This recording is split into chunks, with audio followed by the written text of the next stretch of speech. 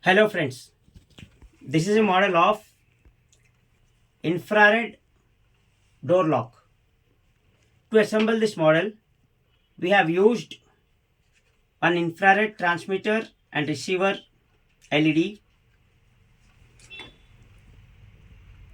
4 electrolytic capacitors, 11 disk capacitors, 2 timer ICs, 1 LED, 18 resistors, 1 relay, connecting wires, 1 solenoid lock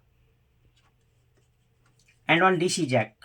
This whole thing is powered by 12 volt DC power supply or an adapter which is not included in the kit. Now to test this model, I am keeping my hand in front of the IR LED and receiver. Here phototransistor is used as receiver.